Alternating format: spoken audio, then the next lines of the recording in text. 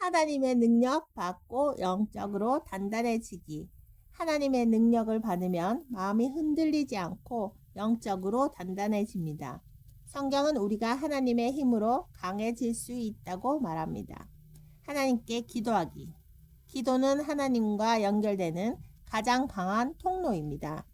힘들 때 하나님께 말하고 도움을 구하고 마음을 맡기면 하나님이 힘과 평안을 주십니다.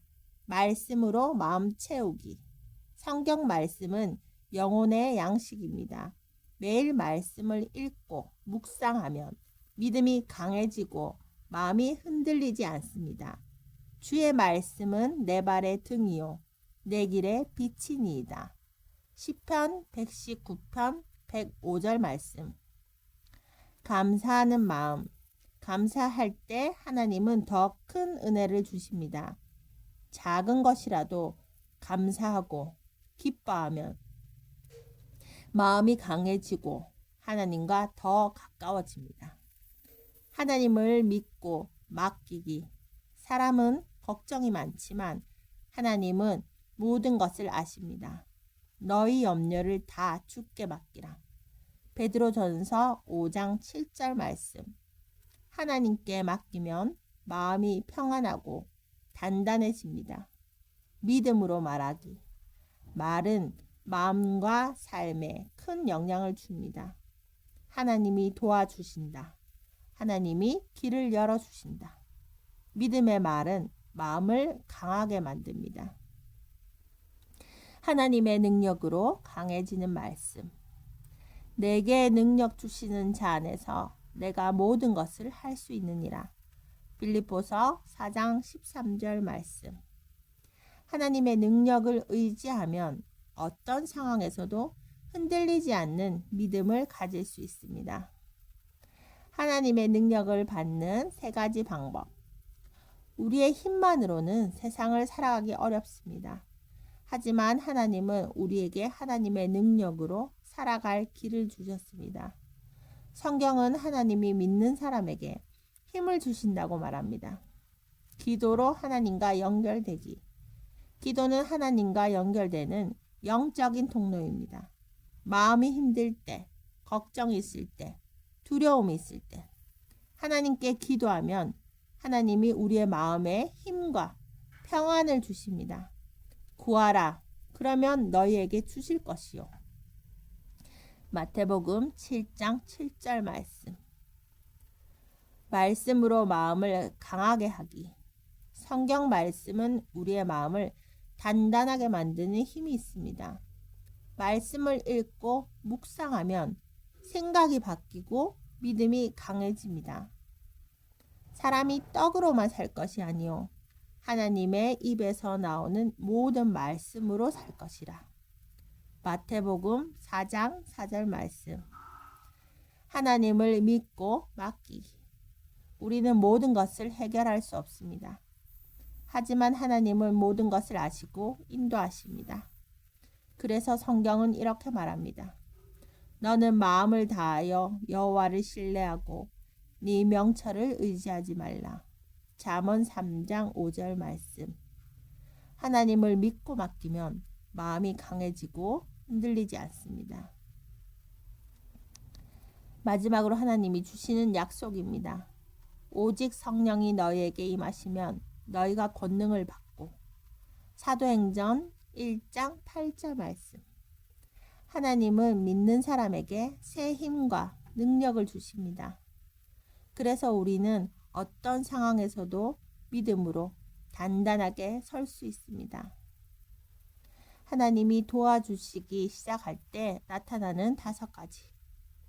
하나님이 우리 삶에 일하시기 시작하면 조금씩 변화가 나타납니다. 성경에서도 하나님이 도우실 때 특별한 모습들이 나타났습니다. 마음의 평안이 옵니다. 문제가 아직 해결되지 않았는데도 이상하게 마음이 편안해집니다. 하나님의 평강이 너희 마음과 생각을 지키시리라. 빌립보서 4장 7절 말씀. 길이 조금씩 열립니다. 막혀있던 일이 조금씩 풀리기 시작합니다. 사람을 통해, 상황을 통해, 생각을 통해 하나님이 길을 열어주십니다. 좋은 사람을 만나게 됩니다. 하나님은 사람을 통해 도우시는 경우가 많습니다. 도움을 주는 사람, 조언을 주는 사람, 기도해 주는 사람, 이런 만남이 생깁니다. 생각이 달라집니다.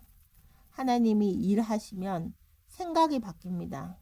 두려움에서 믿음으로, 걱정에서 평안으로, 절망에서 희망으로 마음이 점점 강해집니다. 작은 기적들이 생깁니다. 아주 큰 기적이 아니라도 타이밍이 맞고 문제가 해결되고 예상하지 못한 도움이 옵니다. 이것을 많은 사람들이 하나님의 인도하심이라고 말합니다. 성경의 약속. 하나님을 사랑하는 자들에게는 모든 것이 합력하여 선을 이루느니라. 로마서 8장 28절 말씀. 하나님을 믿고 의지하면 어떤 상황에서도 하나님이 선한 길로 인도하십니다. 하나님이 크게 쓰시기 전에 나타나는 7가지 신호.